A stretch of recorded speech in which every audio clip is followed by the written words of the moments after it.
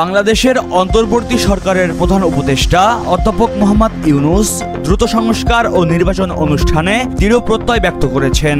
Professor Yunus new ইয়র্কে Tokyo ভিত্তিক news outlet NHK ওয়ার্ল্ডের সাথে এক সাক্ষাৎকারে এই প্রত্যয় ব্যক্ত করেন।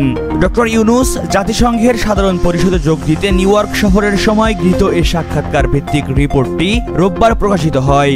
টানা 15 বছর বেশি সময় ক্ষমতায় থাকার পর 5ই আগস্ট ছাত্র জনতার গণ অভ্যুত্থানে প্রধানমন্ত্রী শেখ হাসিনার পতনের পর ডক্টর ইউনূস অন্তর্বর্তী সরকারের প্রধান উপদেষ্টার দায়িত্ব নেন।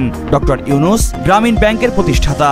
এই ব্যাংকটি সুবিধাবঞ্চিত ব্যক্তিদের বিনা জামানতে ক্ষুদ্র ঋণ দিয়ে থাকে। তিনিও এই ব্যাংক 2006 সালে নোবেল শান্তি পুরস্কার জিতেন। সাক্ষাৎকারে ডক্টর ইউনূস বলেন, অন্তর্বর্তী সরকারের কাজ হচ্ছে যত দ্রুত সম্ভব সংস্কার করা এবং সরকার প্রস্তুত হলেই নির্বাচন অনুষ্ঠান করবে। মহিবুল্লাহ নাহিন, প্রহর 24।